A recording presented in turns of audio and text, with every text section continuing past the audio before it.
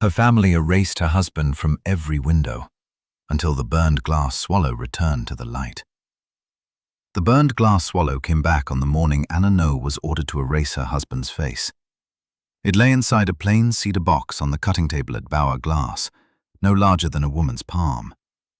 One wing was ruby red, the other had gone black in the fire 18 years before. Heat had drawn the small body crooked, yet the beak still pointed upward, as if the bird had been caught in the instant before it reached open sky. Anna had watched Jakob make it during the first winter of their marriage. She had watched him hold it to the lamp and promised that their child would grow beneath a roof filled with colored light. 3 months later, the west room of the studio burned. Jakob died inside it. The swallow disappeared. By noon the following day, Anna's mother had told half of Wheeling that Jakob Noll had caused the fire. Now the little bird had returned. There was no letter in the box, only a strip of coarse river rope and a name pressed into the lid with a blunt carpenter's awl. Silas Bell. Anna had not seen that name since the inquest. Silas had been the furnace tender who swore that Jakob had entered the west room unsteady on his feet and smelling of whiskey. His testimony had saved Bauer Glass from disgrace and fastened it forever to Anna's husband. From the office at the front of the studio, Frederick called for her. Her brother's voice carried easily through rooms of glass and lead. He had the confident voice of a man who had spent years placing his name on work made by quieter hands. Anna closed the cedar box. Red light from the tall east windows slid over her fingers. Her hands looked older in colored light. The knuckles were enlarged from the grozing iron, and a white scar crossed her left thumb where a sheet of cathedral glass had broken when Clara was a baby. Frederick called again. On the easel beside Anna stood the nearly finished central panel for the new children's convalescent home. A woman in a blue robe carried a lantern through a winter orchard. Children followed her between bare trees. Anna had painted the woman's face from memory, though she had not admitted that even to herself. The grey eyes belonged to Jakob. So did the grave, patient mouth. That was the face Frederick wanted removed. Anna slipped the cedar box beneath a folded length of canvas and went to the office. Bauer Glass occupied a long brick building 2 streets above the Ohio River. In winter, smoke from the potteries and ironworks gathered over the water until the opposite shore vanished. In summer, coal dust settled on the window ledges before breakfast. Yet, inside the studio, color resisted everything. Sheets of amber, violet, opal, sea green, and blood red leaned in wooden racks. Even on a grey morning, the place seemed to hold pieces of a better weather. Frederick stood behind their father's walnut desk. He wore a pearl stickpin and a new collar too stiff for workshop heat. Beside him sat Samuel Pritchard, president of Ohio Valley Trust and chairman of the building committee for the convalescent home. Mr. Pritchard had the smooth pink face of a man who had never needed to raise his voice in order to frighten anyone. Martha Bauer sat near the cold fireplace. At 71, Anna's mother had grown narrow but not small. Her mourning dresses had changed from black to iron grey, but she still wore them as if mourning were a position of authority. A silver-headed cane rested against her knee. She did not need it inside the studio. She carried it because people moved more quickly when they heard its tip on the floor. Frederick turned the full-size drawing of Anna's window toward her. A charcoal circle had been drawn around the woman's face. Mr. Pritchard had decided the expression was too sorrowful, Frederick explained. The home was to open in June. Its donors expected hope.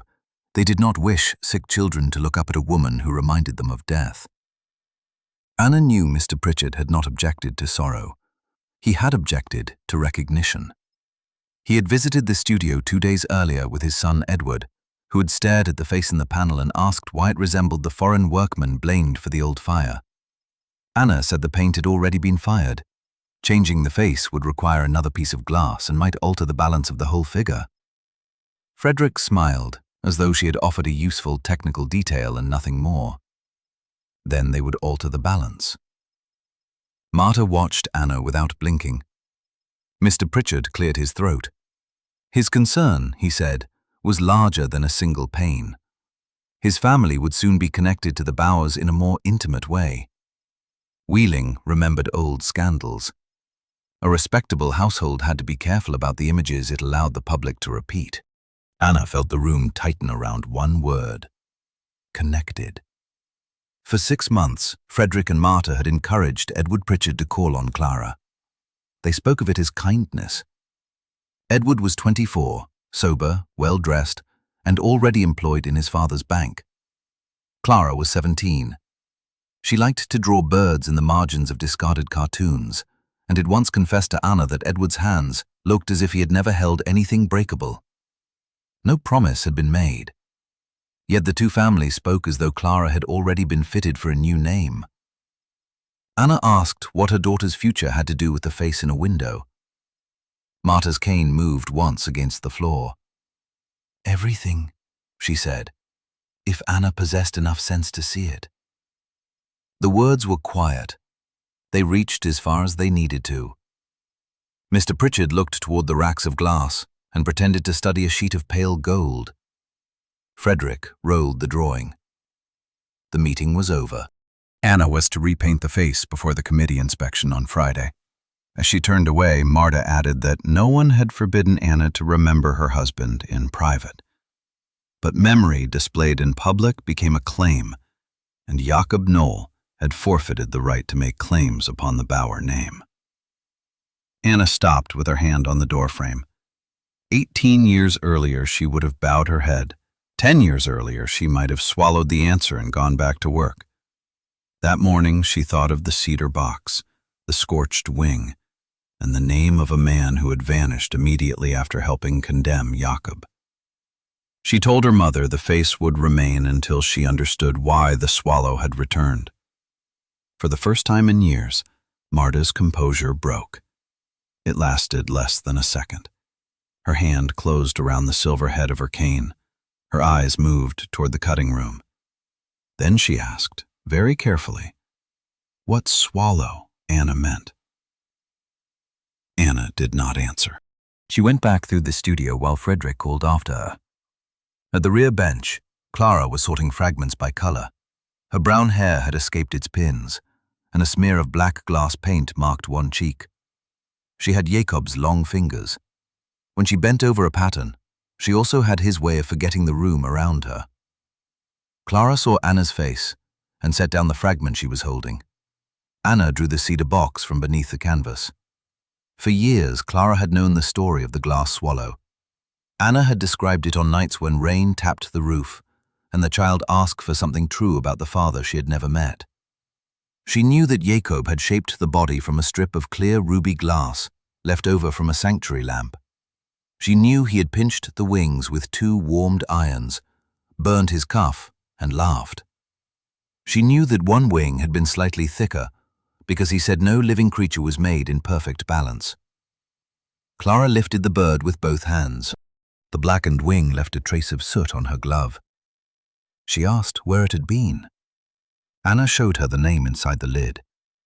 Clara had heard of Silas Bell. Every child raised under the Bauer roof had heard of the fire. Frederick told it whenever a new apprentice grew careless.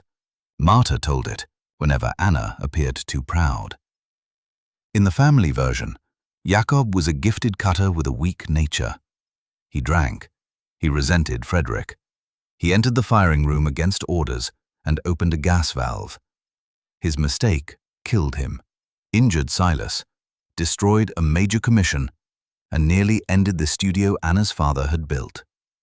The story had been repeated so often that its smoothness had come to resemble proof. Clara looked at the swallow, then toward the office. She said grandmother had known it at once. Anna nodded. That frightened her more than the name in the lid. At noon, a delivery boy returned to collect the cedar box. Anna refused to give it to him. The boy twisted his cap in both hands and said the old man from the river had expected that. He had paid for delivery and left only one message. He would be at the North Wheeling landing at dusk. If Mrs. Noll wanted the truth, she must come without Frederick Bauer.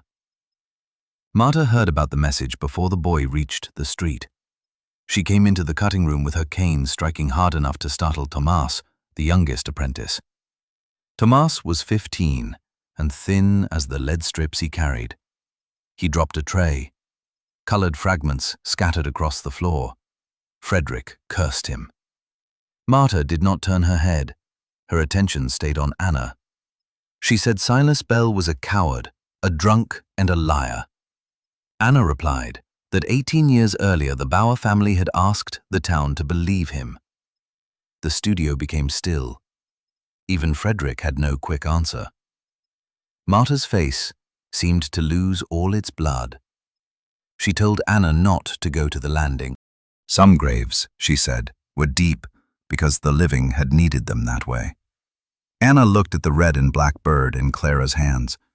Jakob's grave lay on a hill above the river, beneath a stone that carried his name but not the word husband. Marta had paid for the stone and chosen the inscription. She had called that mercy. Anna told her mother she had lived inside that grave long enough. Before Jakob Noll came to Bauer Glass, Anna had believed that light belonged to the people who could afford large windows. She was 19 in 1886, old enough to paint grape leaves for churches and young enough to think the borders were the least important part. Her father, Wilhelm Bauer, had started the studio behind their house with 2 benches and a coal stove. By the time Anna was grown, he employed 11 men and supplied windows to churches from Pittsburgh to Cincinnati. Wilhelm taught Frederick to meet clients, make estimates, and choose coats that suggested prosperity without vulgarity.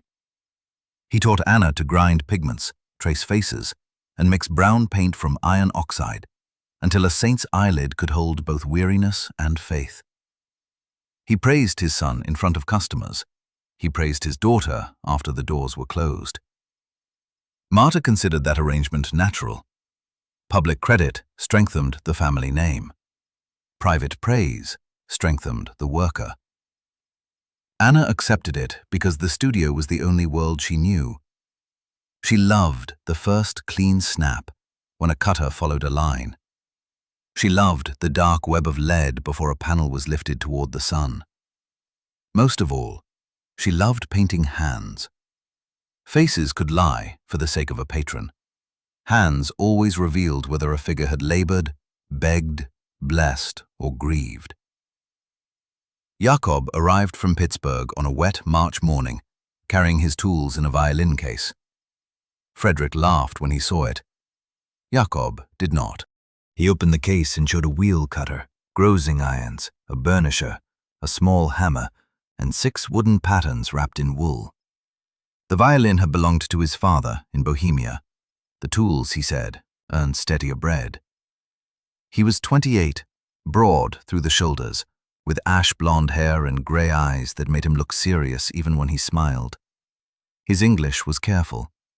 Marta disliked careful English in an immigrant. She said it often concealed ideas above a person's station. Within a week, Jakob could cut a difficult curve with less waste than any man in the shop. Within a month, he corrected a flaw in one of Frederick's rose window patterns without embarrassing him in front of the client. Wilhelm hired him permanently. Frederick thanked him and never forgave him. Anna first spoke to Jakob over a broken angel's hand. The glass had fractured across the palm after firing. Frederick wanted to hide the crack beneath a lead line. Anna said the line would make the angel appear to be holding a black cord. They argued until Wilhelm left the room. Jakob listened from the cutting bench. Then he selected 2 scraps of pale glass, cut a new hand in 3 pieces, and arranged the leads along the creases of the fingers. The repair made the hand seem more alive than the original. He told Anna that a good line did not hide a break. It taught the eye how to pass through it. Years later, she would remember that sentence whenever she looked at the damaged swallow. Their courtship happened inside work. Jakob left the smoothest pieces of blue glass at Anna's station because he knew she disliked bubbles across a human face. Anna saved him the crust ends of rye bread from lunch because he claimed they sharpened the teeth. They walked home with the other workers until, one by one, The others turned down their streets, and Anna realized Jakob had taken a longer route for 3 weeks. Marta noticed before Wilhelm did. She warned Anna that affection was a poor foundation for a woman's life. A Bauer daughter could not marry a cutter with no property, no American family, and a surname that customers pronounced differently each time. She reminded Anna that the studio would one day belong to Frederick. A quarrel between brothers by marriage could split every room in the house. Anna asked whether love counted for nothing. Marta said love counted. That was why a sensible woman never allowed it to count alone. Wilhelm surprised everyone. He liked Jakob's patience, and he trusted a man who repaired tools before being asked. He gave consent on the condition that Jakob remain at the studio and never try to compete against Frederick. The wedding was small. It took place on a Tuesday morning, so the studio would lose only half a day's work. Anna wore grey wool and carried no flowers. Jakob placed a narrow brass ring on her hand. Inside their 2 rented rooms, he hung glass fragments in the upper half of the window. When the afternoon sun moved across the wall, their poor plaster bloomed red and blue. That winter he made the swallow. He heated a ruby strip over a small lamp, working it with tools meant for metal. Anna warned that he would crack the glass. He said perhaps the bird preferred a dangerous birth. When it was finished, he held it against her still flat belly and announced that it was for the child who would arrive when they had a room of their own. There was no child that year. Anna lost the pregnancy before she had told Marta. Jakob placed the swallow in a small nest of cotton beside the bed. He did not tell Anna to be grateful or patient or strong. He simply sat on the floor with his back against her knees while evening emptied the color from their window. That was how he loved. He did not crowd pain with explanations. Wilhelm died the following autumn after an illness that filled his lungs and thinned his hands. The funeral ended on a Thursday. On Friday morning, Marta opened the studio at the usual hour. Frederick became proprietor at 30. Marta became everything the word proprietor failed to describe. She negotiated with suppliers, chose which customers could wait, and decided which workers would be kept through lean months. Frederick's name appeared over the door, but his mother stood behind every decision. She had buried a husband and would not bury his work. Under Frederick, the studio pursued larger commissions. He had charm, ambition, and an instinct for discovering what wealthy men wished to hear about themselves. He promised impossible dates, then returned to the workshop and told everyone that loyalty would accomplish what time could not. Jakob and Anna worked later. They did not complain at first. The studio was family, and family labor had no closing bell. In the spring of 1892, Anna became pregnant again. This time Marta knew before Anna spoke. She noticed the untouched coffee, the loosened waist, the way Jakob watched Anna on the stairs. Her response was practical. She moved Anna away from the heaviest racks and instructed Jakob to find larger rooms before winter. Yet, she never touched Anna's belly. She had lost 2 infants herself and trusted no child until it breathed. Frederick had just secured the most important commission in the studio's history: 12 tall windows for the new county infirmary. The central window would show a woman carrying a lamp through darkness. Frederick told the committee the idea was his. Anna had drawn it on butcher paper one night when sleep would not come. The deadline was October. By August, 3 painted sections had blistered in the kiln. A hairline crack appeared in the fire brick around the gas feed. Jakob reported both problems. Natural gas had changed the glassworks along the Ohio Valley. It burned cleaner than coal and allowed finer control of heat, but the pipes in the Bauer studio had been added in haste. The west firing room was narrow. One shut-off valve sat behind a rack of unfinished panels. Jakob wanted the line replaced and the room closed until the work was done. Frederick refused. The infirmary committee planned a public inspection. Missing the date would expose how far the studio had fallen behind. Frederick said Jakob had become timid because his wife was with child. He ordered Silas Bell, the furnace tender, to seal the crack with furnace cement and continue. Silas had worked for Wilhelm for 14 years. He obeyed. Jakob did not. He went to Marta. Anna learned of the meeting only because voices carried through the storage wall. Jakob said the line was unsafe. Marta said the family could not survive the loss of the commission. Jakob answered that a commission was made of glass, while the workshop was made of people. Marta's reply was so quiet, Anna nearly missed it. People, she said, could leave. A family name had nowhere else to go. The firing continued. In September, a panel split from top to bottom during cooling. Frederick blamed Tomas's predecessor, an apprentice named Emil Rosner. The boy was dismissed before noon. Anna found him in the alley with his apron still on and his lunch wrapped in newspaper. Jakob gave him money for 2 nights at a boarding house. Frederick saw the exchange and accused Jakob of encouraging disloyalty. That evening, Anna asked her husband whether they should leave Bauer Glass. Jakob sat at their table turning the glass swallow between his fingers. They had saved enough for perhaps 6 weeks. A child would arrive before Christmas. No other studio in Wheeling would hire both of them if Frederick spoke against Jakob. Still, he said they should go. Anna felt relief so quickly that it shamed her. They agreed to wait until the infirmary panels were delivered, not for Frederick, but for the workers who would suffer if the job failed. After that, they would move to Pittsburgh, or even Chicago. Jakob knew men in both cities. Anna could paint under another name if necessary. They told no one. The fire began 4 days later. For 18 years, Anna remembered it in pieces. The smell came first. Not smoke, gas, faint and sweet beneath the stronger odors of hot metal, lamp black, and wet putty. Jakob lifted his head at the cutting bench. Silas emerged from the west room and said the pressure had fallen again. Frederick was with the committee at the front of the building. Marta was upstairs, choosing drapery for the inspection. Jakob told Silas to close the main valve in the yard. Then a pane slipped from someone's hands. It struck the floor. The crash covered another sound from behind the firing room wall, a soft, rushing hiss. Jakob moved before anyone else understood. He ordered Anna and the apprentices toward the rear door.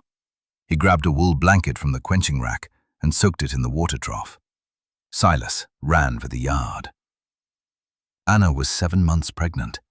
She should have obeyed.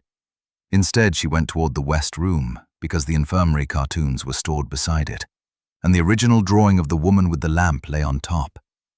She had taken 3 steps when Jakob seized her shoulders. He did not shout.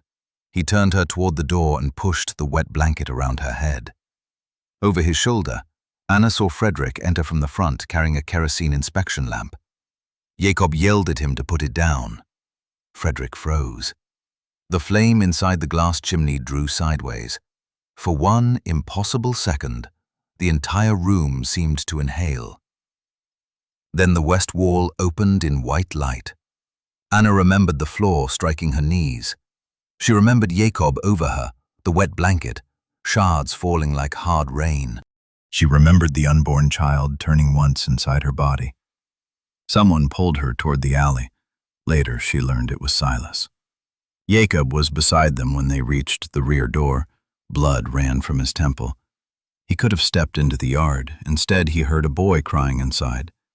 Peter Voss, 12 years old, had been cleaning beneath the painting bench when the blast threw a rack across the aisle. Jakob gave Anna to Silas. He placed something small and hot in Silas's burned hand. Then he went back. The roof above the west room fell before the fire brigade arrived. They found Peter alive beneath Jakob's body. They found Jakob after midnight. Anna woke in the sisters' ward at St. Vincent's Hospital with Marta beside her and soot still beneath her fingernails. The child was alive. Jakob was dead. Frederick had burns on one arm. Silas had disappeared. Marta told her the rest. She said Jakob had been drinking. She said he had quarreled with Frederick entered the firing room against orders and tampered with the gas line. Silas had witnessed it. Frederick had tried to stop him. The studio might be ruined. The newspapers were already asking questions. Anna stared at her mother and waited for the story to become impossible. It did not. Jakob had smelled of spirits that morning because he used alcohol to clean paint from a cut. He had entered the west room because the line was unsafe. Anna knew those things. But grief had broken time into pieces, and Marta spoke with the terrible steadiness of a person who had gathered them first. At the inquest, Silas Bell returned with both hands bandaged. He did not look at Anna. He repeated Marta's story. He said Jakob had been agitated. He said Jakob opened the line after Frederick told him to leave it alone. He said Frederick's lamp had been several rooms away when the gas ignited. Peter Voss remembered only smoke and Jakob's coat over his face. Frederick wept when he described trying to save his brother-in-law. The finding was accidental death caused by Jakob Noll's reckless interference with studio equipment. The county infirmary committee canceled its contract. No criminal charge followed.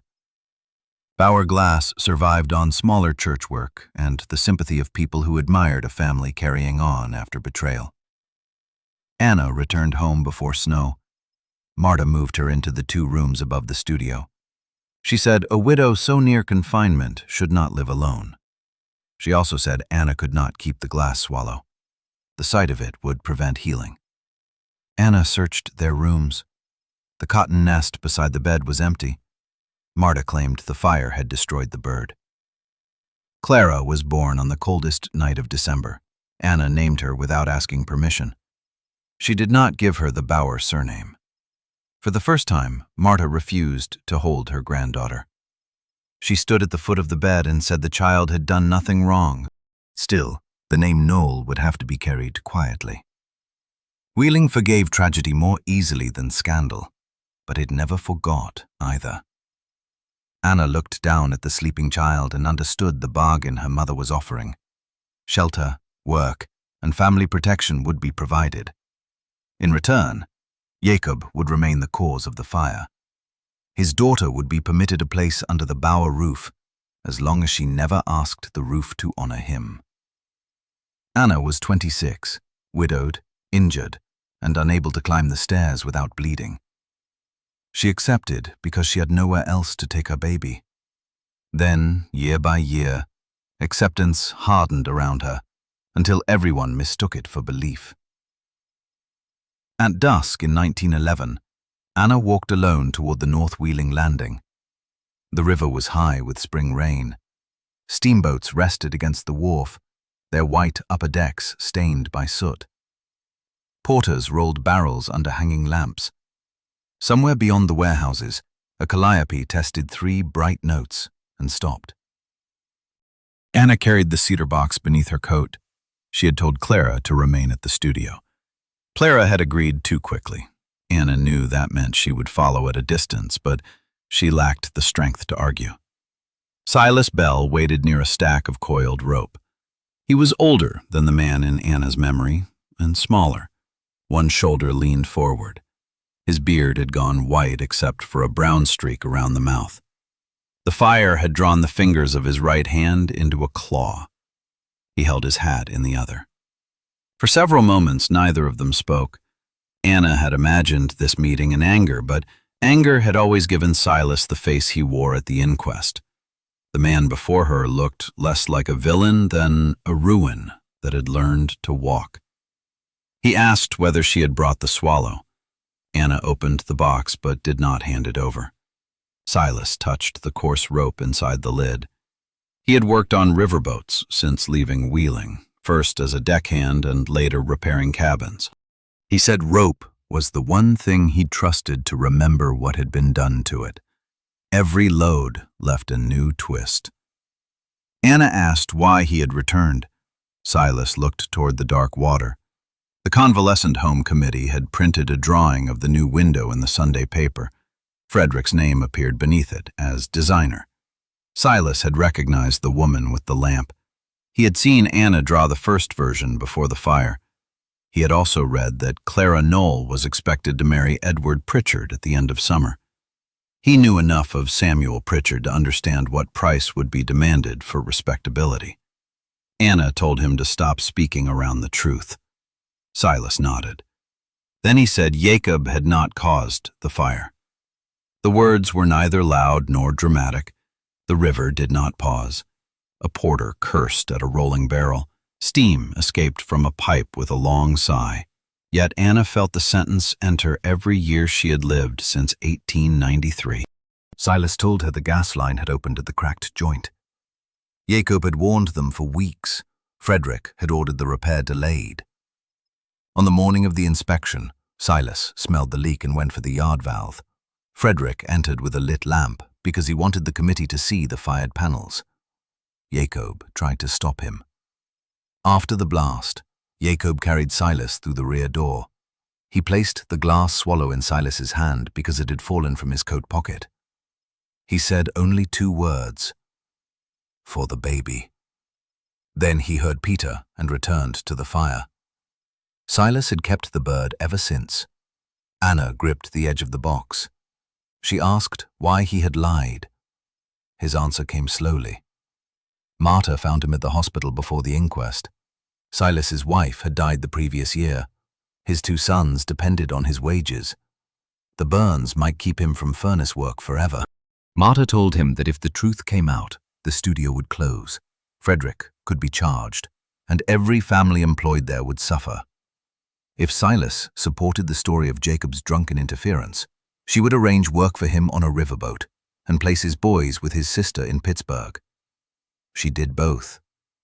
Silas said that fact had allowed him to call the bargain mercy for almost 18 years. Anna wanted to strike him. She wanted to ask whether his sons had eaten well, while Clara learned not to say her father's name. She wanted to push the cedar box into the river so that no one could use the swallow to purchase forgiveness. Instead, she asked whether Marta had known Frederick carried the lamp. Silas looked at her then. Marta had seen him enter the west room from the upstairs landing. She knew before she came to the hospital. It was Marta who formed the story, not Frederick. Behind a stack of cargo crates, wood scraped against wood. Clara stepped into the lamplight. She had followed, after all. Her face was pale, but she did not look away from Silas. Silas removed his hat completely. He said Clara had her father's eyes. Clara held out her hand for the swallow. Anna gave it to her. The girl raised the bird toward the wharf lamp. The ruby wing filled with red. The burned wing remained dark. Between them, a thin line of clear glass shone where the fire had failed to reach. Clara asked whether her father had known he would die when he went back. Silas said no one could know such a thing, but Jakob had known he was moving toward danger and away from his wife. He had gone because a child was still inside. Clara closed her fingers around the bird. Anna had spent 18 years fearing the day her daughter would learn why Wheeling called Jakob reckless. She had imagined defending him with small memories, the bread crusts, the repaired angel's hand, the way he had sat on the floor when she lost their first child. Now, those memories had changed weight. They were no longer a widow's private argument against public fact. They belonged to the truth. That should have brought relief. Instead, Anna felt grief return with its original face. Jakob had not betrayed them. Her mother had. Silas said he would testify before anyone Anna chose. The fire brigade captain from 1893 still lived in Moundsville. The old man had always doubted the official story because the burn pattern began at the wall joint, not the valve Jakob was accused of touching. There might be others willing to speak once Marta's power no longer held them. Anna asked what Silas wanted. He did not ask for forgiveness. He said he had learned too late that confession did not repair the years before it. He wanted Clara to enter marriage with her father's true name, if marriage was what she wanted. He wanted the new window to carry the name of the woman who designed it. He wanted Jacob's daughter to know that her father had left the fire once and chosen to go back for someone else's child. Clara pressed the swallow into Anna's palm. Then she said she did not want to marry Edward Pritchard. The words startled Anna almost as much as Silas's confession. Clara had tried twice to tell her. Each time, Anna had answered that no one was forcing her. And that was true in the narrowest sense. No one had named a date or placed a ring on Clara's hand. But every meal with the Pritchards, every new dress from Marta, every remark about a secure future had pushed the girl toward a door whose latch was designed to close behind her. Anna heard her own mother's voice inside all the reasons she had failed to listen. She told Clara there would be no marriage. Clara began to cry without sound. Anna drew her close. The girl was almost as tall as she was, yet for a moment Anna felt the small body that had slept against her after the fire, unaware of the bargain made around her cradle. Silas turned his face toward the river and gave them the privacy of not being watched. When Anna and Clara walked back toward the studio, they carried the Swallow between them in the cedar box. The gas lamps along Main Street had come on. Shop windows glowed, carriages moved through the damp streets. Above the roofs, the towers of churches stood black against the last green light. Anna knew Marta would be waiting.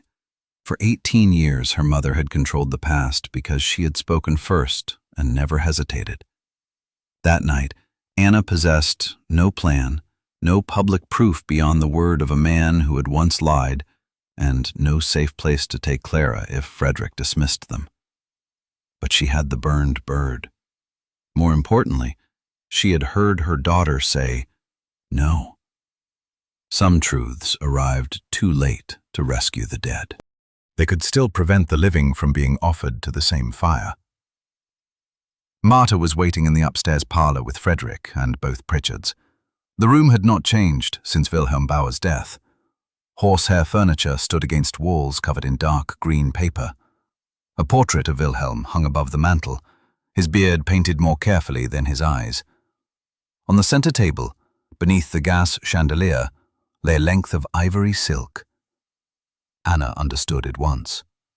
Marta had invited Samuel and Edward Pritchard to discuss Clara's engagement without asking Clara. Edward rose when they entered. He was a handsome young man, in the mild, finished way that photographers preferred. His mustache was no more than a brown line. He looked at Clara, saw that she had been crying, and looked away. Samuel Pritchard kept his seat. Frederick stood near the mantel with one hand in his pocket. Marta's cane rested across her knees. No one asked why Anna and Clara were late. Marta touched the silk and explained that it had come from New York. It would make a suitable dress for an August ceremony. The Pritchards preferred a quiet wedding at St. Matthew's, followed by a breakfast at their home. Edward's position at the bank would be increased after the marriage. Clara would have comfort, standing, and no need to spend her life breathing glass dust in a workshop. Clara listened until Marta finished. Then she said there would be no wedding. Edward's face reddened. His father did not move. Frederick gave a short laugh, as if a child had misunderstood the purpose of the room. Marta told Clara she was tired and overexcited. A night's sleep would restore her good sense. Clara repeated herself. This time Edward asked whether he had offended her. The question might have been kind if he had asked it in private.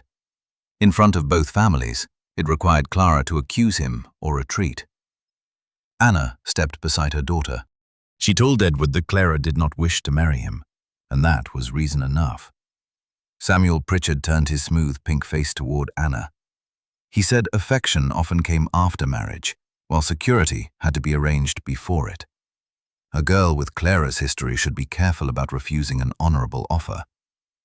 The word history rested in the room like dirt placed on a white cloth. Anna opened the cedar box. Marta's cane fell from her knees. The silver head struck the carpeted floor without much sound, but everyone saw it. Anna placed the burned swallow on the ivory silk, red glass against pale fabric. A wound displayed on a bridal dress. She said Clara's history had changed. Frederick reached for the bird. Clara moved first and covered it with her hand. Her uncle told her not to be childish. Clara met his eyes and did not lift her fingers. Anna spoke of Silas Bell. She spoke of the cracked gas joint, Frederick's lamp, Peter Voss trapped beneath the bench, and Jakob returning to the west room. She kept her voice level. She did not mention Silas's bargain until the end. Samuel Pritchard listened with the concentration of a banker measuring risk. Edward looked from Anna to his father. Frederick interrupted twice, first to call Silas a known liar, and then to insist that the inquest had settled the matter. Martha said nothing. When Anna finished, Samuel Pritchard rose. He did not accuse her of dishonesty. That would have been easier to resist. He said a confused old laborer could destroy a family merely by discovering remorse at a convenient hour. He advised the Bauers to settle the matter privately. Until they did, all conversation about marriage would be postponed. Clara's shoulders lowered with relief. Edward saw it.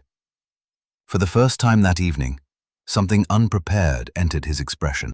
He understood that postponement was not a punishment to her. It was an opening. He asked Clara whether she had ever intended to accept him. She told him she had intended to endure what everyone called fortunate.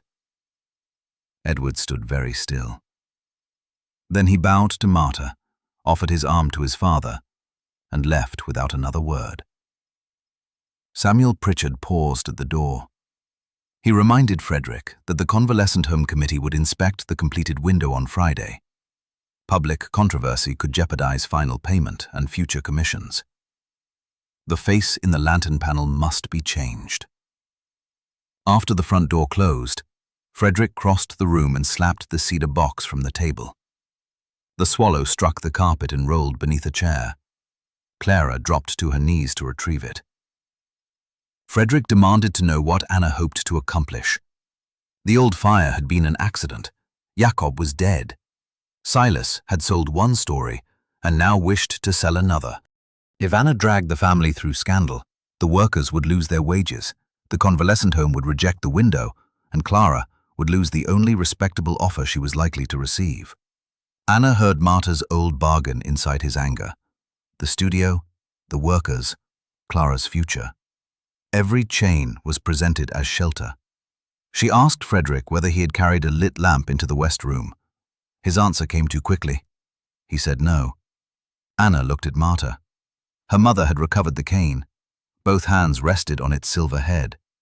She seemed suddenly older than she had that morning, not weaker, only closer to the cost of what she had held. Anna asked her the same question. Martha told Frederick and Clara to leave the room. Frederick refused.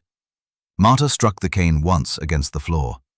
At 71, with a failing hip and a heart that sometimes raced without cause, she could still make her grown son obey like a boy. Clara did not want to go. Anna asked her to wait in the cutting room and guard the swallow. That word, guard, mattered. Clara closed the box and carried it away. Frederick followed, furious enough to forget his hat. When the door shut, mother and daughter faced each other across the ivory silk. Martha asked what Anna wanted to hear. Anna said she wanted the truth without it being shaped for use. For a long moment, Martha studied the fabric. The silk had been purchased from a customer who changed her mind about a wedding gown. Martha's thumb moved over the folded edge. Then she admitted that Frederick had carried the lamp. The confession did not feel like victory. It felt like a floor giving way. Martha had stood on the upper landing and seen him enter the firing room. She had smelled gas. Before she could call out, the blast threw her against the wall. Later at the hospital, Frederick told her Jakob had made the leak worse by touching the line. Martha did not know whether that was true. She did know the lamp had provided the flame. By morning, she also knew what the truth would do. Frederick was the legal proprietor. If the committee believed his disregard had caused the fire, contracts would vanish. The city might close the building. Men with families would be dismissed. The bank held the studio mortgage. Anna was widowed and near confinement. Martha had no money separate from the business and no trade the town would recognize in a woman of her age. Jakob had no parents in America, no brothers nearby, and no name in Wheeling strong enough to fight back. So Marta chose him. She said it plainly. She chose the dead man because the living depended on her. Anna's hands began to shake. For 18 years, she had imagined that her mother believed Jakob guilty. That belief had been cruel, but it had left one narrow mercy: ignorance. Now she saw that Marta had watched Jakob carry her pregnant daughter toward the rear door, watched him return for Peter, and still used his grave as a foundation for the family business. Anna asked about Silas. Marta did not deny arranging his river work. She had found his sister and sent the boys to Pittsburgh. She called it the only practical choice left after the fire. Anna asked whether practical choices always required someone else to bear their shame. Marta's mouth tightened. She said Anna and Clara had eaten because the studio remained open. They had lived in decent rooms. Clara had attended school. Anna had never been forced into another marriage or turned out in the street. Marta had done what was necessary. Anna thought of all the years she had thanked her mother for not being discarded. She thought of Sundays, when Marta sent Clara through the side door of church because boys had chalked "drunkard's girl" on the front step. She thought of the school exhibition where Frederick accepted a blue ribbon for a window Anna had designed. She thought of every finished panel that left the studio under a brass plate reading F. Bauer, Maker. Marta had protected their bodies and starved their names. Anna said so. Her mother flinched as if struck. It was the smallest movement, but Anna saw it. Marta rose with difficulty and crossed to the mantel. She stood beneath Wilhelm's portrait, one hand braced against the stone. She said, "Names did not feed children. Names did not keep roofs from being taken. Men talked about honor because women were expected to preserve the house after honor had ruined it." Anna asked why, if the lie had truly been temporary shelter, Marta had repeated it for 18 years. There was no immediate answer. Outside, Frederick's steps passed along the hall. In the street below, a wagon rattled over cobbles. The ordinary world continued, cruel in its refusal to mark the moment. At last, Marta said that, after enough years, correcting a lie became more frightening than creating it. Every window the studio sold made confession harder. Every meal Clara ate beneath the Bauer roof became another reason. Marta had kept telling herself she would speak when the business was safe. Safety never arrived. It only changed its price. Anna asked whether she had kept the swallow. Marta looked at her sharply. Anna understood before her mother answered. Marta had not believed the bird destroyed. She had seen Jakob give it to Silas. That explained her fear in the cutting room. Marta said the swallow was the one thing she had not been able to take from the fire. Silas would not surrender it. He accepted work for his sons, accepted money for the journey, accepted the burden of a false statement, but he would not give Marta the little glass bird. He said it belonged to Jakob's child. For 18 years he had possessed more loyalty to Clara than the Bauer family had shown. Anna walked to the door. Marta called her name. The sound held something Anna had rarely heard from her mother. Not command, fear. Marta warned that Frederick would dismiss her if she tried to expose the old fire. The rooms above the studio belonged to the business. So did the tools, the paint, the cartoons, and the unfinished convalescent window. Anna had no savings large enough to establish another shop. Clara would have no dowry, no apprenticeship certificate, and no protection from the stories that would follow. Anna turned back. Her mother was offering the same bargain once more, only now the cost had a visible shape. Anna said Marta had mistaken dependence for gratitude long enough. Then she left the parlor. Clara was waiting beside the unfinished window. She had removed the woman with the lantern panel from its easel and set it against the east windows. Night had turned the glass nearly black. Only the painted face caught a weak reflection from the work lamps. Thomas hovered near the soldering bench. He had swept up the fragments he dropped earlier and arranged the unbroken pieces by size. Frederick had gone downstairs to the office and closed the door hard enough to shake the glass racks. Anna told Clara the truth. She did not soften Marta's choice. She did not say grandmother had meant well. Intention had covered too many injuries in that family. She explained what Marta saw, what she feared, and whom she sacrificed. Clara listened with the cedar box in her lap. When Anna finished, the girl asked whether Frederick knew. Anna believed he knew enough. Perhaps the blast had confused him at first. Perhaps he later convinced himself that Jakob's warnings caused panic and panic caused the fire. But he had accepted a story that saved him. 18 years of comfort had done the rest. Clara asked whether Marta loved them. That question was harder. Anna remembered Clara at 9 with scarlet fever. Marta had sat outside the bedroom for 2 nights, changing cold cloths and refusing to let the hired nurse sleep. She remembered the set of fine sable brushes that appeared on Clara's 12th birthday without a card. Marta knew the size of Clara's shoes, the day of every school examination, and which preserves she ate at breakfast. Love had been present. So had harm. Anna told Clara that love did not become harmless merely because it was real. The girl looked down at the swallow. One clear line ran between the living red and the burned black. She said perhaps the bird had not survived as one thing or the other. It had carried both. Tomas, pretending not to listen, began sweeping an already clean patch of floor. Anna asked why he was still there. The boy admitted Frederick had ordered him to stay until the border pieces for the lantern panel were recut. There were 42. Frederick wanted them by morning. Anna examined the glass.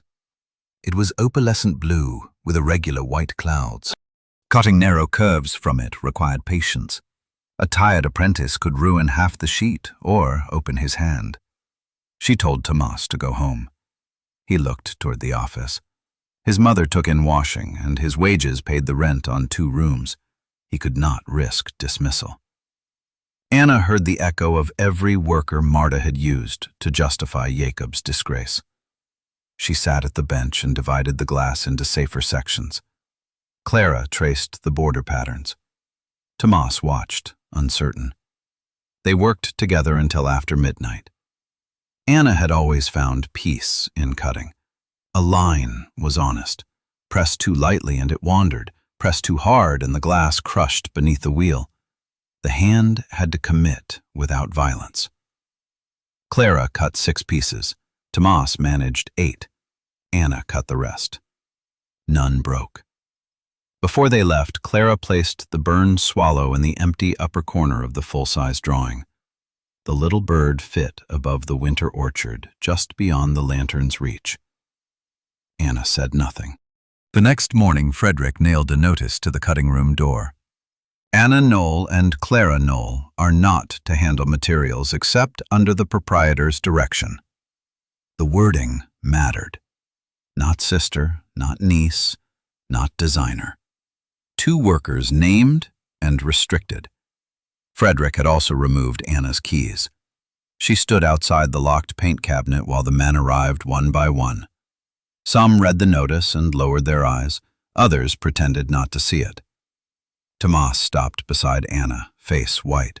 He began to apologize for leaving early, though it had been after midnight.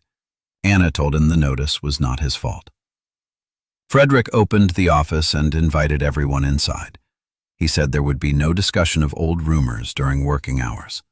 Bauer Glass had obligations to its clients. Any employee who involved himself with Silas Bell or repeated accusations against the proprietor would be dismissed. He looked at Anna when he said employee. Then he assigned the repainting of the lantern figure to Mr. Leary, a journeyman who specialized in ornamental borders and had never painted a human face. Mr. Leary approached Anna afterward. He was a careful man, with 6 children and a wife who sold eggs. Shame reddened the skin above his collar. He said Frederick had given him no choice. Anna did not blame him. That was part of the family machinery too. Power passed its cruelty downward until the last person forced to act looked like the guilty one. She showed him how to remove the painted pane without damaging the surrounding leads. By noon, Jakob's face lay on the bench. Mr. Leary painted a new one from a fashion plate Frederick provided. The woman now had smooth cheeks, lowered eyes, and no expression that could trouble a donor. Anna watched the face enter the kiln. 18 years earlier, she had watched smoke cover the room where Jakob died. The sensation was not the same. That frightened her. It meant erasure could become ordinary if performed in small enough pieces. At 3 o'clock, Dr. Miriam Sloane arrived for the committee inspection. Dr. Sloane was 48, unmarried, and known throughout the city for visiting children whose parents could not pay. She had raised much of the money for the convalescent home by speaking at women's clubs, physicians' meetings, and factory associations. Frederick disliked her because she could not be charmed away from a question. She examined the window without ceremony. Her hat was damp from rain. She kept her gloves on. When she saw the repainted face cooling on its tray, she asked what had happened to the original. Frederick said the committee requested a more hopeful expression. Dr. Sloane turned to Samuel Pritchard, who had arrived behind her. He studied the floor. She said no such request had been made by the committee. The studio fell quiet. Frederick explained that Mr. Pritchard had expressed a concern on behalf of several donors. Dr. Sloane replied that a banker's concern did not become a committee vote merely because he used a low voice. Then she asked who had designed the window.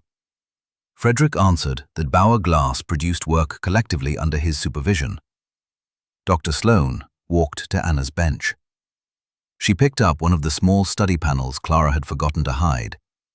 It showed the lantern-bearer with Jakob's grey eyes, and in the upper corner, a quick sketch of a swallow. She asked Anna directly. Anna said she had drawn and painted the design. Clara had developed the border birds. Tomas and Mr. Leary had cut much of the orchard. The other journeyman had assembled the lower panels. Frederick accused her of humiliating him in his own studio. Dr. Sloane looked around at the racks, benches, and men who would not meet her eyes. She said humiliation and accuracy were not the same thing. Samuel Pritchard tried to redirect the inspection. The dedication was 6 days away. The home needed its window. Whatever disagreement existed within the Bauer family could be settled afterward. Anna knew what afterward meant. Once installed, the window would carry Frederick's plate. The photograph would appear in the newspaper. Memory would harden again. She told Dr. Sloane the work could be completed on time, but not under a false name. Frederick dismissed her.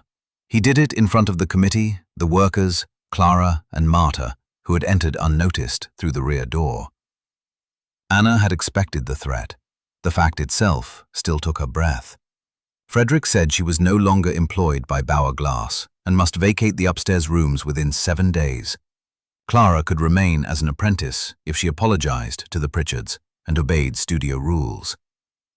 Clara crossed the room to stand beside her mother. She removed her stained apron, folded it, and placed it on Frederick's desk. No speech could have been clearer. Marta watched the girl choose. For one moment, Anna saw pride in her mother's face. Then fear covered it. Dr. Sloane asked whether Frederick intended to finish Anna's design after dismissing her. He said the design belonged to the studio.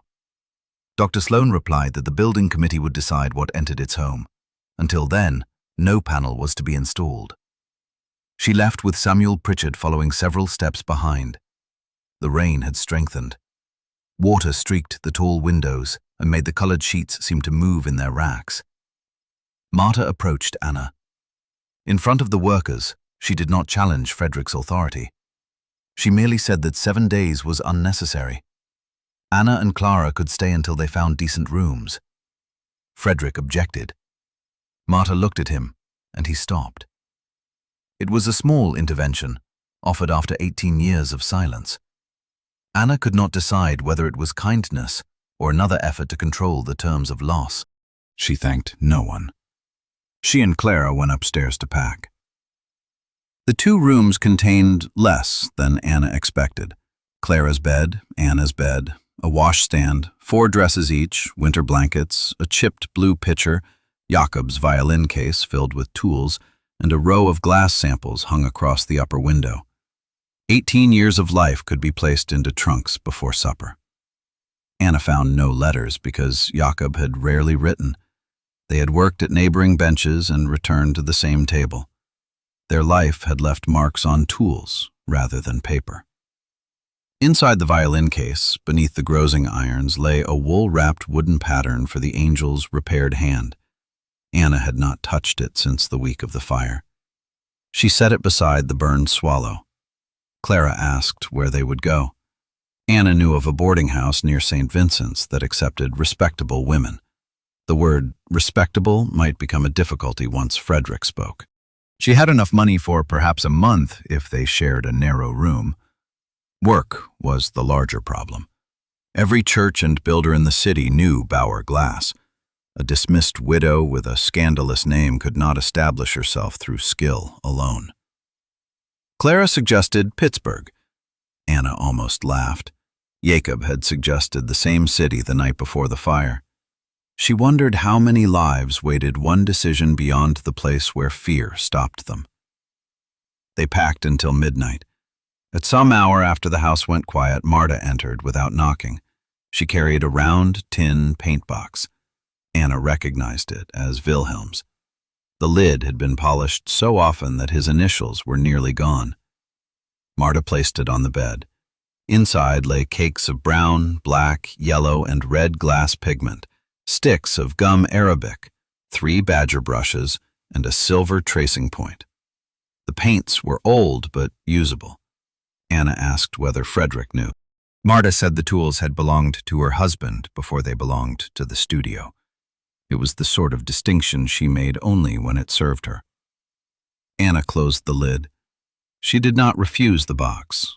Pride that prevented Clara from eating would only repeat Marta's mistake in another form. Her mother looked at the packed trunks. She asked where they planned to go. Anna said she did not yet know. Marta suggested that Clara could remain. The girl was talented. Frederick would calm down. Edward Pritchard had been embarrassed, but an apology might repair the match. Anna felt something inside her settle. Even after confession, even after seeing Clara choose, Marta still reached first for the old solution. Keep the roof, surrender the self.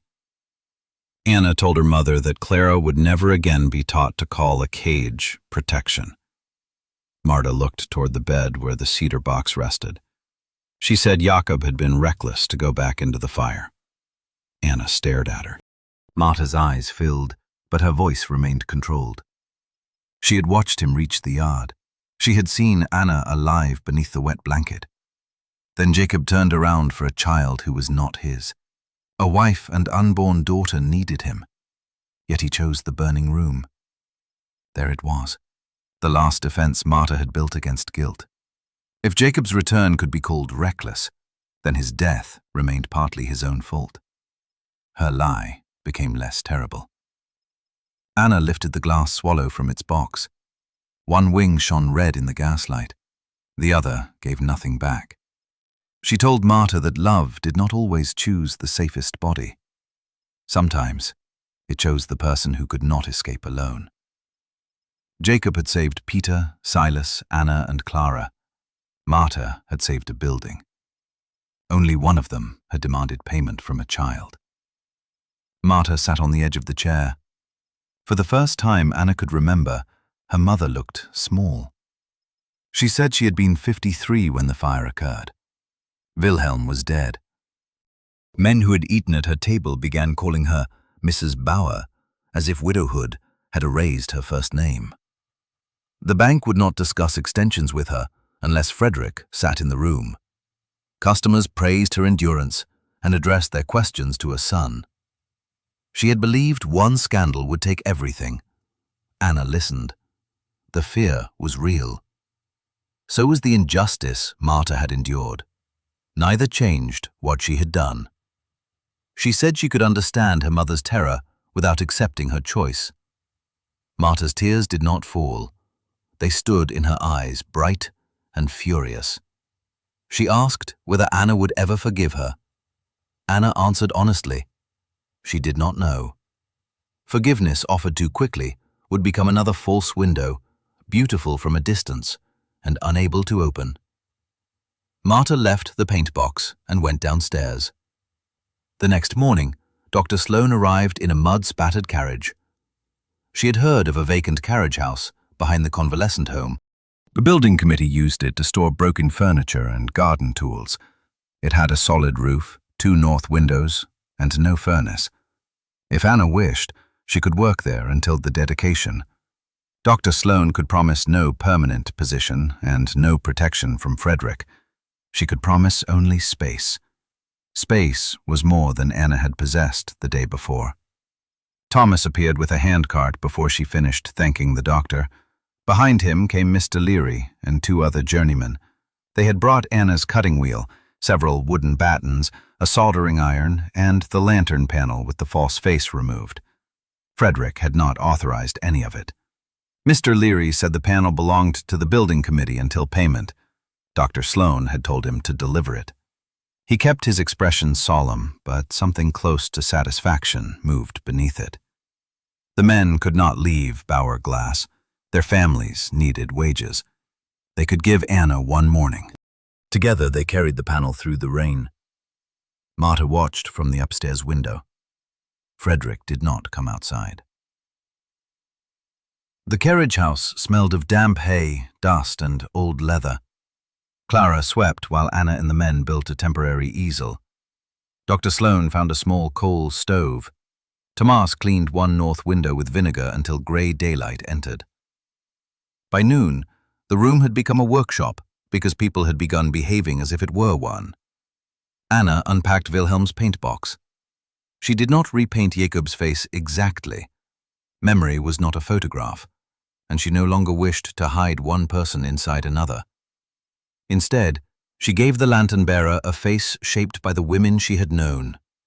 Jakob's patient eyes, Clara's straight brow, Dr. Sloane's firm mouth, and the deep lines beside Marta's nose. The figure became neither saint nor widow. She became a person carrying light while tired. Clara designed 3 small birds for the winter branches. One faced the lantern. One looked back toward the children. The third lifted its wings toward the upper corner, where Anna left a clear space. The burned swallow lay on the bench. Its shape was uneven and too thick for ordinary leading. Placed directly into the window, it might crack under its own strain. Clara proposed surrounding it with a ring of clear glass so that the burden passed around the damaged wing. Anna remembered Jakob over the angel's hand. A good line did not hide a break. It taught the eye how to pass through it. They drew a new pattern. For 4 days they worked from dawn until the lamps burned low. Dr. Sloane brought soup from the hospital kitchen. Thomas came after his shift at Bauer Glass and pretended Frederick did not know. Mr. Leary fired the repainted face at the old studio before sunrise, when no one could stop him. Silas Bell repaired the carriage house door and built racks from discarded crates. Silas had found Captain Owen Rees, who led the fire brigade in 1893. Rees was 78 and nearly blind, but his memory remained exact. He agreed to attend the dedication. He could not swear who carried the lamp because he arrived after the blast. He could swear that the wall joint failed first and that Marta pressured him to omit the detail from his public statement. Peter Voss was harder to find. The rescued apprentice had moved with his family to Indiana. No one knew his current address. Silas sent inquiries through rivermen and glassworkers. There was little chance of an answer before Sunday. Anna discovered she did not need a perfect case. She was not preparing for court. The old finding might never be formally changed. What mattered first was refusing to repeat the lie. On Thursday, Edward Pritchard came to the carriage house, alone. Clara was grinding the edge of a blue branch. She stiffened when he entered, but did not leave. Edward removed his hat. Without his father beside him, he looked younger and less finished. He said he had not known Marta and Frederick were arranging a date. He had believed Clara welcomed his visits because she always behaved pleasantly. Clara said pleasant behavior was the first duty taught to a dependent girl. Edward accepted the rebuke. He did not ask her to reconsider marriage. He said only that his father intended to withdraw support from the convalescent home if Dr. Sloane allowed Silas to speak at the dedication. Samuel Pritchard considered public accusation an attack on the bank's clients and the city's reputation. Dr. Sloane asked whether Edward agreed. He looked at Clara before answering. Then he said his agreement had never been required at home, which was perhaps why he had mistaken Clara's silence for consent. He left a bundle of brass reinforcing strips on the bench. The bank had ordered them for a decorative screen and would not miss them until Monday. Clara watched him go. She did not change her mind about marriage. She did stop describing him as a man with useless hands. That evening, Frederick arrived. He stood outside the open carriage house door, immaculate in a dark coat. Mud had spotted his shoes. He looked at the makeshift racks and the workers gathered around Anna. His gaze stopped on the burned swallow, now held within its clear ring. For the first time, fear showed plainly on his face. He ordered Tomas back to the studio. The boy's hand began to tremble. Anna stepped between them. Frederick accused her of stealing employees, tools, material, and the Bauer design. Dr. Sloane answered that the committee had authorized the work and would pay fair cost for anything used. Frederick told her the original contract, named Bauer glass. Dr. Sloane said contracts could not paint windows. Frederick ignored her. He spoke to Anna as a brother who had once shared a nursery, carried her school books, and pulled her from deep river mud when they were children. He reminded her of every family kindness, as if affection were a debt collected at the worst possible hour. He said he had not meant to cause the fire. He had trusted Silas's repair. He had carried the lamp because the committee was waiting. Jakob shouted, the workers panicked, and the gas caught. Any one of them might have made the same mistake. Anna said the mistake was not the only wound. Frederick's face hardened. He insisted that Jakob's death had given the studio no choice. A dead foreign cutter could be blamed and mourned. A negligent proprietor would have taken everyone down with him. Marta understood. One day, if Anna ever became responsible for more than her own pride, she might understand too. Clara crossed the room and placed the swallow where Frederick could see it. She asked whether her father knew Frederick caused the blast when he returned for Peter. Frederick looked at the bird, but not at the girl. He said Jakob had no time to know anything. Silas spoke from the doorway behind him. Jakob knew. As he carried Silas out, he saw Frederick's burned sleeve and the shattered lamp. He told Silas to get Anna away from the building. He did not stop to accuse anyone. Frederick turned. The two men faced each other for the first time since the inquest. Silas's ruined hand hung at his side. Frederick's burn scars had faded to pale marks hidden beneath his cuff. Both men had survived the same fire. Only one had been permitted to appear untouched. Frederick called Silas a purchased witness. Silas answered that he had indeed been purchased once. That was why he knew the exact sound of it. Frederick left without taking Thomas. The boy remained, but his fear did not vanish. He knew dismissal might come in the morning. Anna told him she could not promise wages. Thomas said his mother would be angry if he lost work. She would be angrier if he helped bury another man's name. They finished the upper border after midnight. On Friday morning, the committee voted to accept Anna's completed window for installation. Samuel Pritchard voted against it. He also withdrew his personal gift to the convalescent home.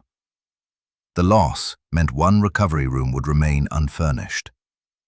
By afternoon, women from the pottery district had brought iron bedsteads, sheets, and 2 rocking chairs. A grocer donated mattresses. Edward Pritchard sent a washstand under no name. Dr. Sloane accepted everything and commented on nothing. The dedication was scheduled for Sunday at 3. Frederick announced through the newspaper that Bauer Glass disputed Anna Noll's claim of authorship and rejected malicious attempts to revive a settled tragedy. The same notice described Anna as a grieving widow under emotional strain. Wheeling began to choose sides. At St. Matthew's, women who had known Anna since childhood stopped speaking when she entered. Men from the glassworks nodded to Silas in the street and later denied doing so.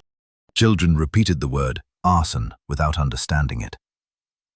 A reporter waited outside the carriage house and asked Clara whether she still hoped to marry Edward Pritchard.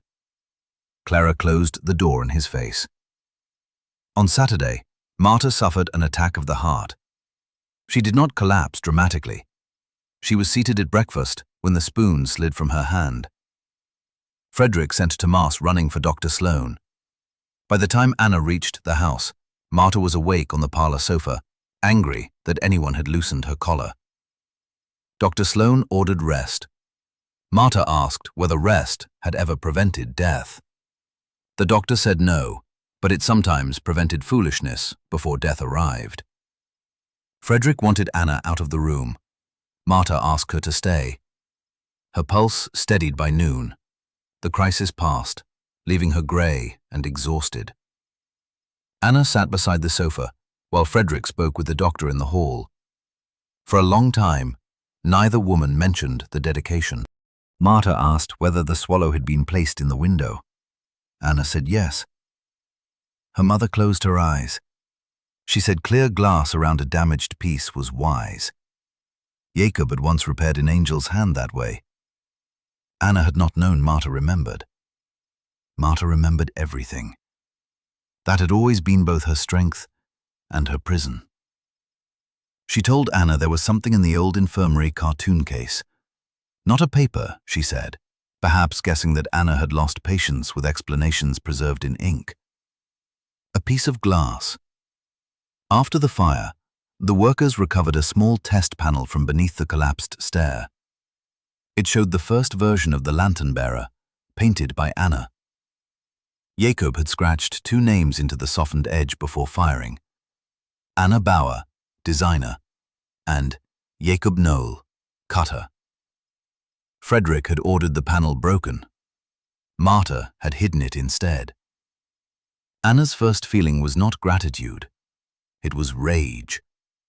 Her mother had possessed their names together for 18 years.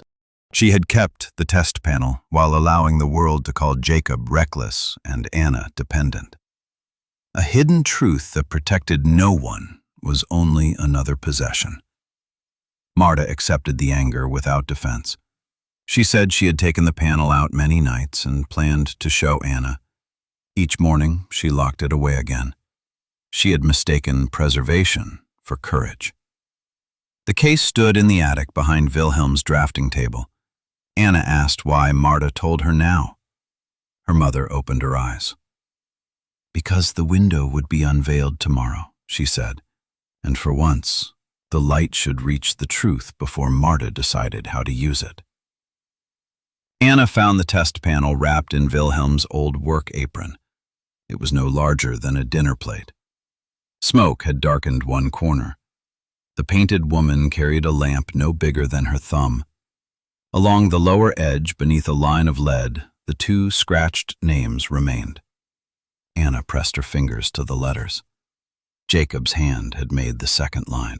She recognized the deep first stroke of his J, always cut as if he expected material to resist. Clara climbed the attic stairs and found her there. Anna showed her the names. The girl sat on the dusty floor. She did not cry. She traced the air above the glass without touching it. Then she asked whether Marta would tell the town. Anna looked toward the stairwell. Below them, her mother breathed beneath Dr. Sloane's supervision. Frederick moved from room to room, giving orders. The house smelled of boiled linen and furniture polish, just as it had after Wilhelm died, and after the fire, and after Clara's birth. Marta had finally opened the hiding place. She had not yet opened her mouth in public. Anna said they would learn the answer tomorrow. That night, she took the test panel and the burned swallow to the convalescent home. The completed window had been installed in the stair hall. Lamps stood behind it because darkness covered the exterior. Without sunlight, the colors were rich but flat. The lantern-bearer seemed suspended among bare branches. Above her, the small, damaged bird waited inside its circle of clear glass. Anna placed the test panel on the sill below. She imagined Jakob beside her, not as a saint, not as a victim, but as a man with rye crust between his teeth and a burn in his cuff. She tried to remember his voice, saying their child would grow beneath colored light. For years, she had believed the promise broken. Now Clara entered the hall carrying a lamp. Blue and red shadows moved around her feet. The promise had not been fulfilled in the way Jakob imagined. That did not mean it had died. Clara asked whether Anna was afraid. She was. If Marta remained silent, Silas's confession would divide the town but settle nothing. If Marta spoke, Bauer glass might close. Frederick might never forgive either of them. Anna and Clara might leave Wheeling with only a paint box, a violin case, and enough money for a month. Anna had once thought courage meant certainty. Jakob had taught her otherwise when he walked back into a room he could not know he would leave. She told Clara that fear was not a command. They sat beneath the dark window until the lamp burned low. Sunday arrived bright and cold. By 2 o'clock, the street before the children's convalescent home was crowded. Physicians, donors, factory families, church women, reporters, and children pressed along the iron fence. Some had come to see the new building. More had come because Wheeling had been discussing the Bauer fire for 3 days. The home stood on a rise above the river, a broad brick house with white porches where sick children could be wheeled into clean air. Its central stair hall rose through 2 stories. The window filled the southern wall.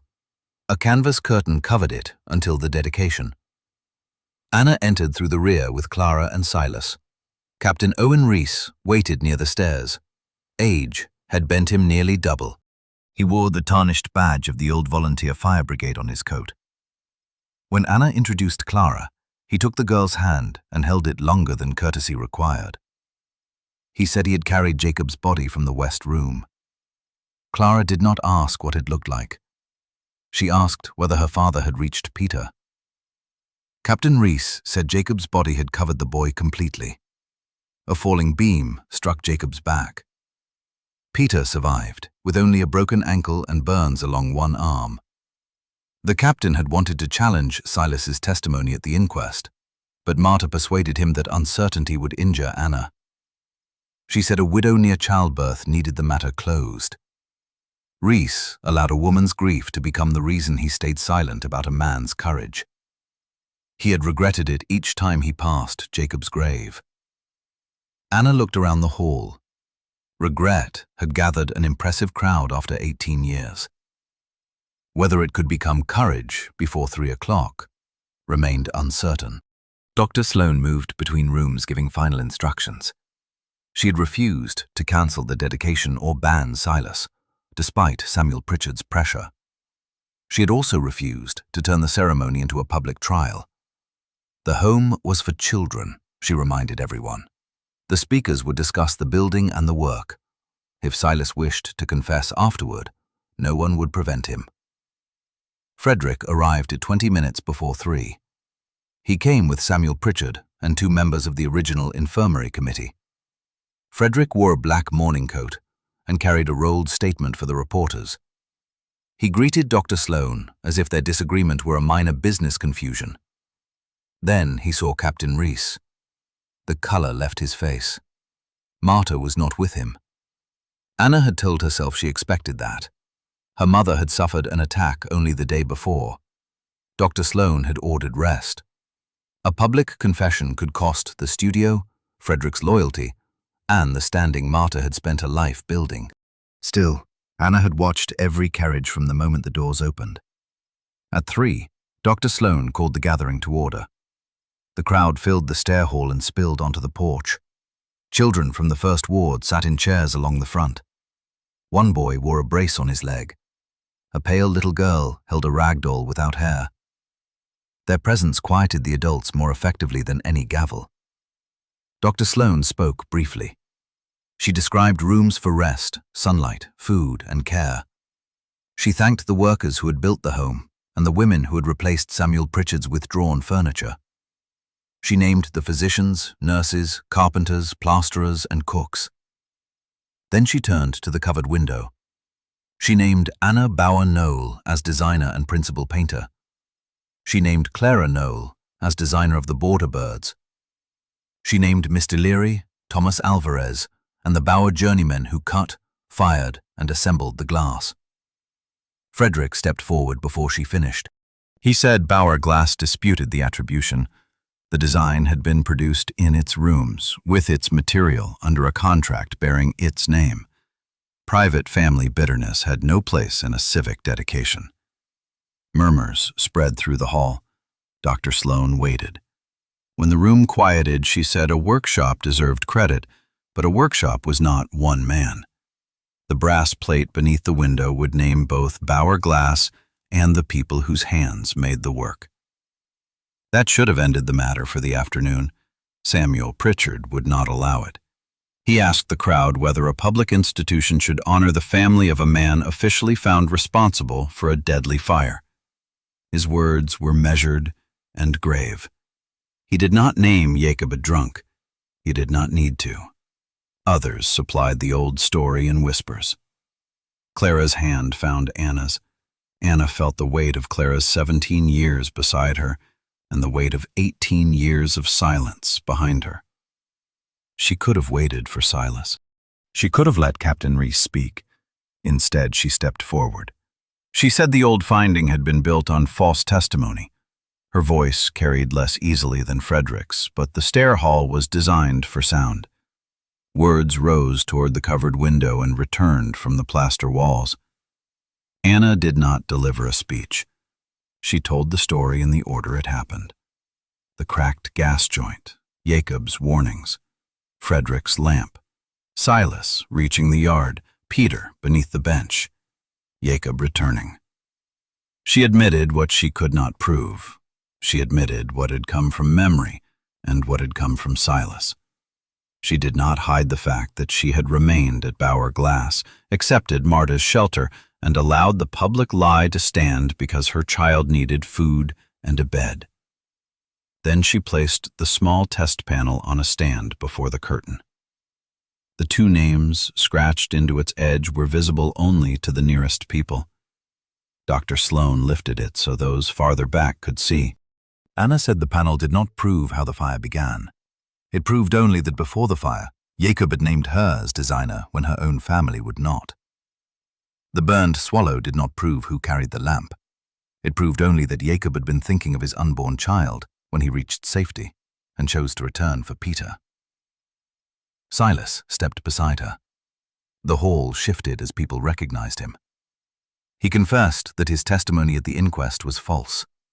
He described Marta's bargain without excusing his acceptance. He showed his ruined hand and said the worst injury from the fire had been the part no physician could bind.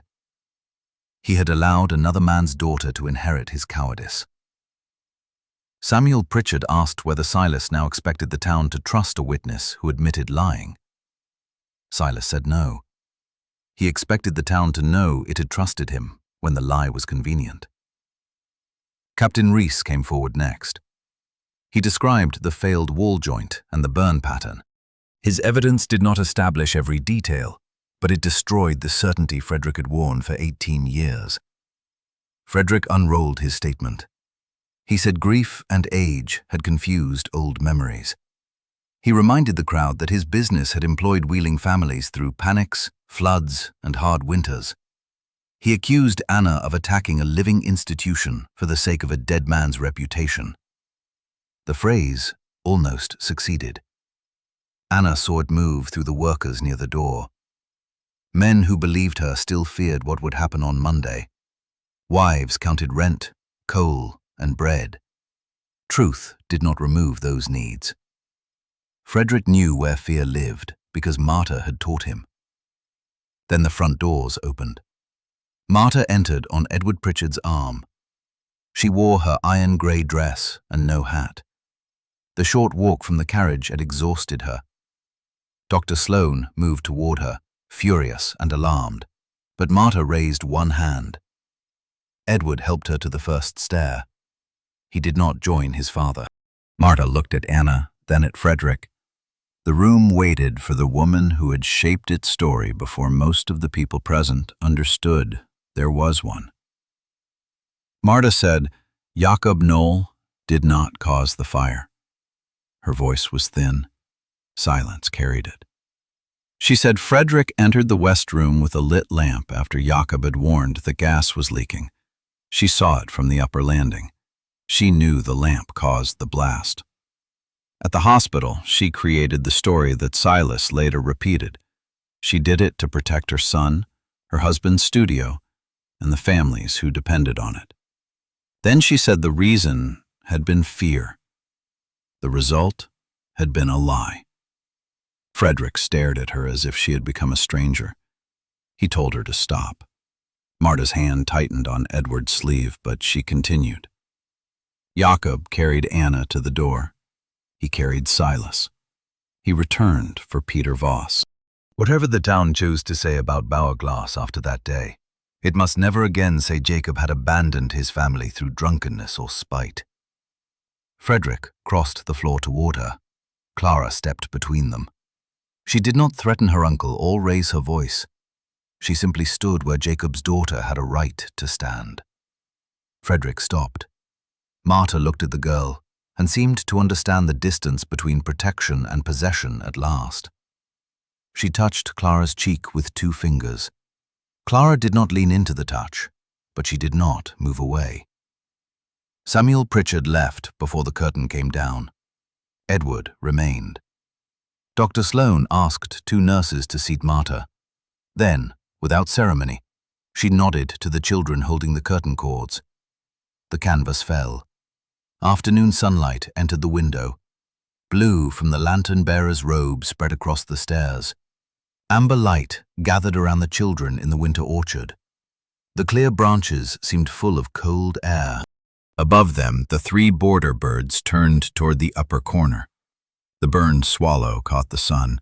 Its red wing cast a small crimson shape on the wall. Its black wing blocked the light, leaving a dark mark beside it. Around both, the clear glass shone so brightly that the damaged bird appeared not hidden, but held. The children in front saw it first. The pale girl with the rag doll pointed upward. No one applauded immediately. Anna was grateful. Applause would have made the moment smaller. Clara stood beside her, crying openly now. Silas removed his hat. Captain Reese bowed his white head. Marta watched the swallow as if seeing the object she had feared for 18 years become something she no longer controlled. Frederick walked out alone. When applause finally came, it began among the Bauer workers near the door. Tomas clapped first. Mr. Leary followed. Then the nurses, the pottery women, the physicians, and the families who had come only to witness a scandal joined them. The sound rose through the stair hall. It did not erase what happened in 1893. It could not restore Jakob to Anna, or give Clara the years in which she had been taught to lower her eyes. But for the first time, the town's noise surrounded the truth instead of the lie. The Monday after the dedication, 3 church committees cancelled meetings with Bauer Glass. By Wednesday, 2 had returned. They had windows half finished in Frederick's racks, and no wish to begin again elsewhere. Moral outrage often weakened when confronted by delays. A 3rd committee stayed away and hired a Pittsburgh firm. The studio did not close, it did change. Mr. Leary and 4 journeymen demanded that future brass plates name principal designers. Frederick refused. The men continued working, but no longer pretended agreement. Tomas did not return at all. His mother came to the carriage house, scolded him for losing steady wages, then asked Anna whether there was enough work for a boy who swept well and listened badly. Anna hired him for 3 days a week with money from a small hospital commission Dr. Sloan secured. The carriage house became crowded. Clara occupied one bench, Tomas occupied half of another and all the floor around it. Silas repaired a discarded firing kiln in the yard. 2 widows from the pottery works arrived asking to learn glass painting. Anna could not pay them, but she could teach them in exchange for help with putty and cleaning. By July, a modest sign hung over the door. Noll Glass Workroom. Clara painted the letters. She made Noll larger than the rest. Anna kept Wilhelm's tin paint box on a high shelf. She used his pigments but did not use the Bauer name. The decision hurt Marta, though she never said so. Hurt was not always proof of injustice.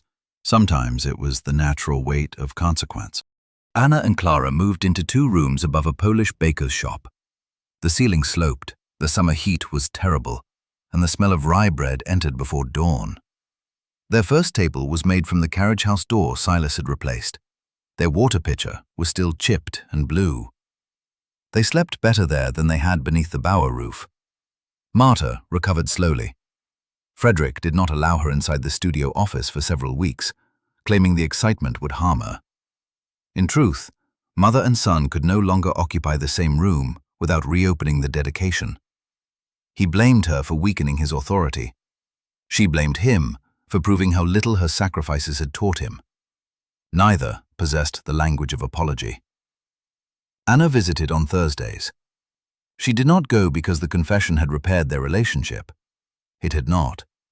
She went because her mother was old, ill, and still her mother. She brought soup, trimmed the lamp wicks, and sometimes read the newspaper aloud. They spoke about weather, glass prices, Clara's work, and Dr. Sloan's impossible demands. They did not speak of forgiveness. One afternoon, Marta asked to visit the convalescent home. Anna took her in a hired cab. Children were sleeping on the porches under light blankets.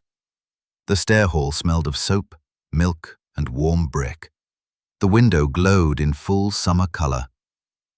Marta climbed the first 3 steps and sat. Sunlight from the burned swallow lay across her skirt.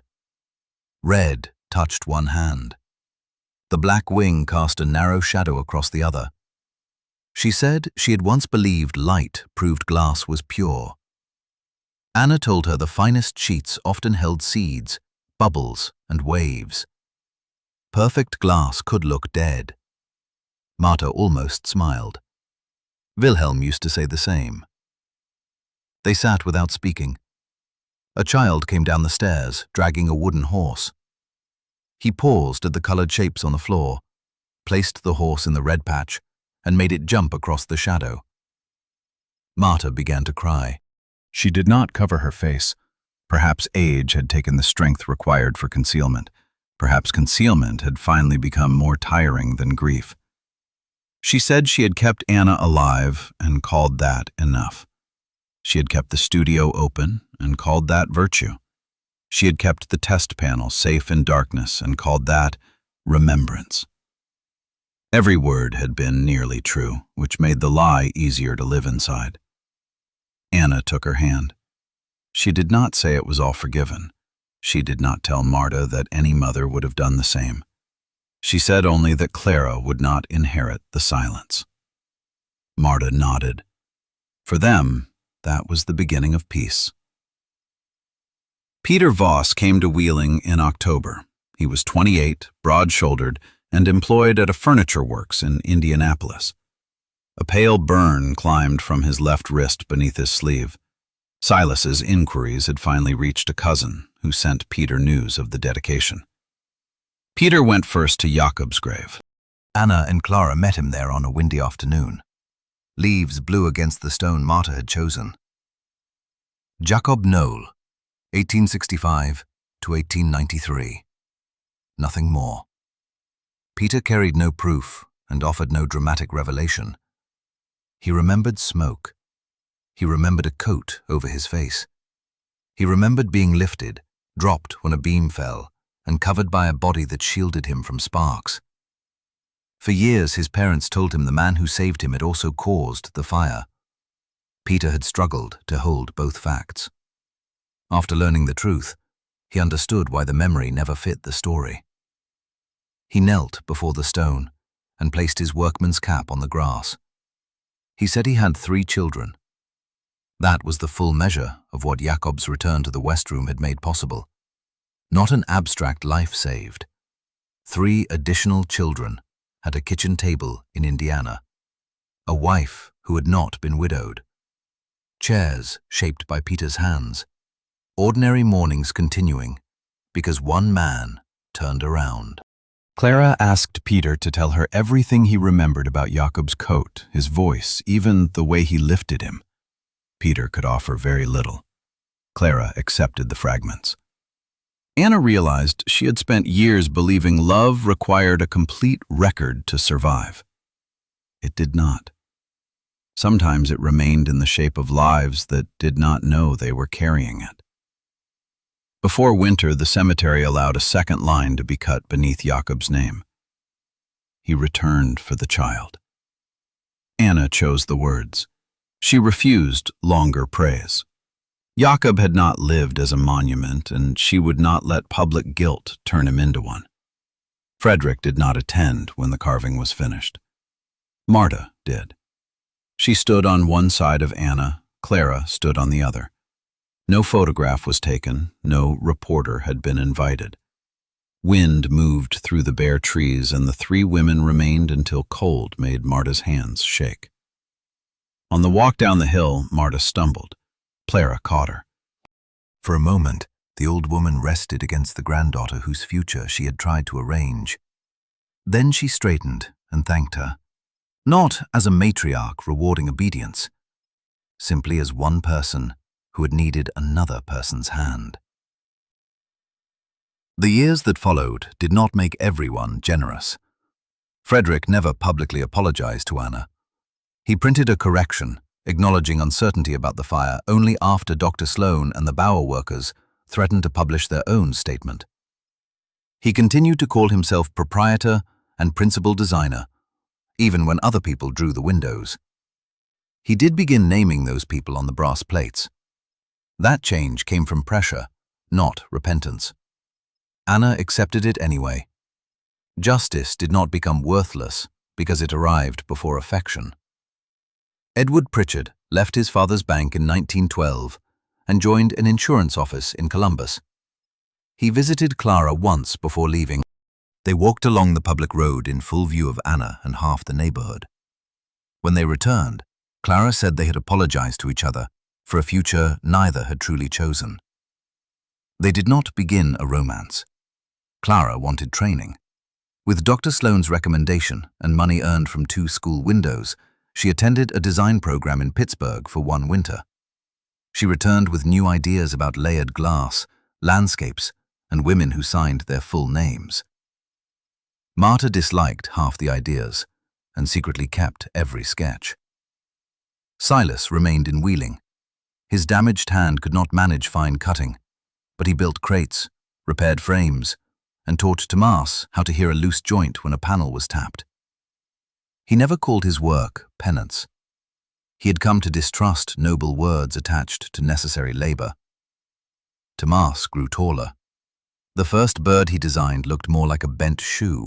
Clara placed it in the corner of a pantry window, where generations of cooks would see it and no committee could complain. The Noll workroom earned no fortune. Some months Anna paid everyone before herself. The coal stove smoked. Rain entered around the north window. Yet each finished piece carried the names of those who made it, scratched small along an edge before the lead closed around it. The names were not displayed for vanity. Most would never be read once a window was installed. Anna insisted, because a truth did not have to be public every hour in order to remain honest. It had only to be available to the light.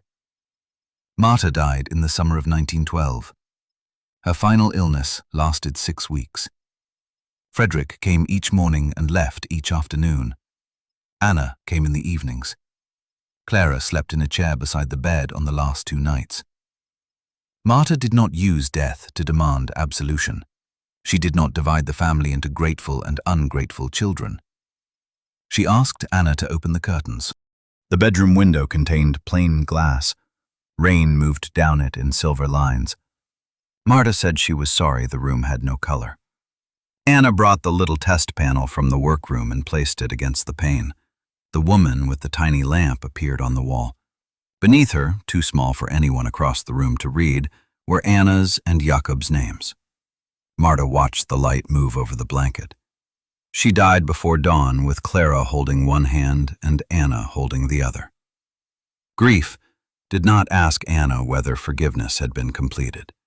It arrived for the mother who had taught her to grind pigment, tightened her childhood braids too hard, lied about her husband, protected a cowardly son, saved a test panel, confessed before the town, and learned too late to open her hand.